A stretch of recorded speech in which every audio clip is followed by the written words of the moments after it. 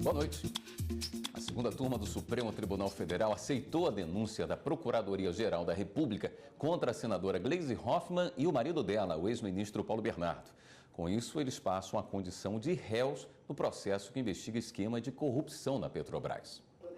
Por unanimidade, os ministros da segunda turma da Suprema Corte receberam denúncia contra a senadora Gleisi Hoffmann e o marido dela, o ex-ministro do Planejamento, Paulo Bernardo. De acordo com a denúncia, eles teriam recebido R$1 milhão para a campanha da senadora em 2010.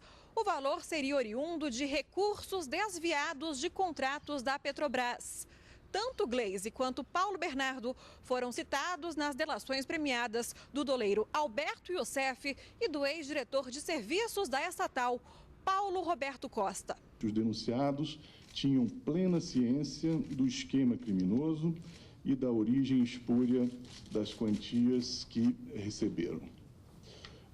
O senhor Paulo Bernardo, à época ministro do Planejamento, conforme a denúncia, solicitou a Paulo Roberto a vantagem indevida para a sua mulher Gleisi Hoffmann.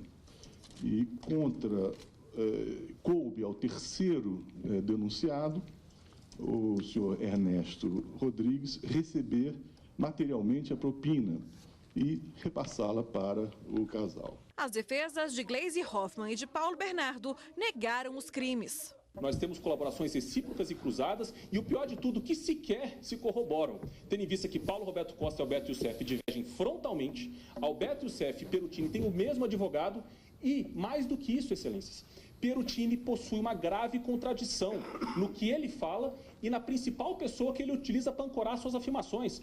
Pois ele diz que, quando recebe o pedido de entrega de valores, conversa com Rafael Angulo para saber o que significaria a sigla PB.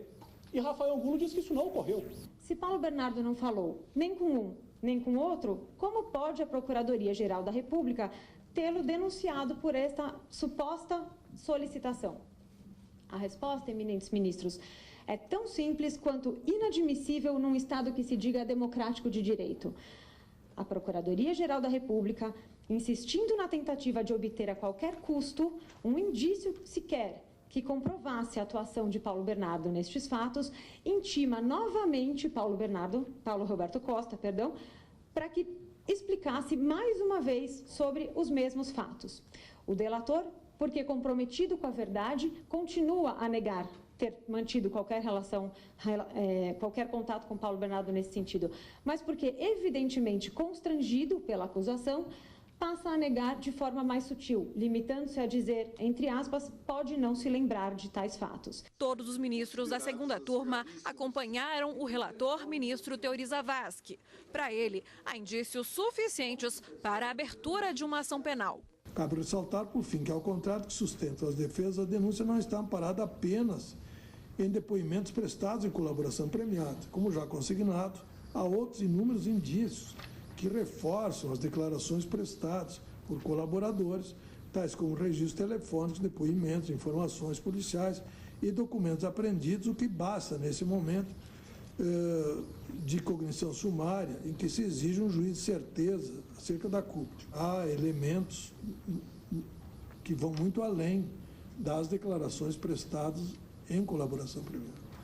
De modo que eu considero preenchidos os requisitos para o recebimento da denúncia e voto nesse sentido.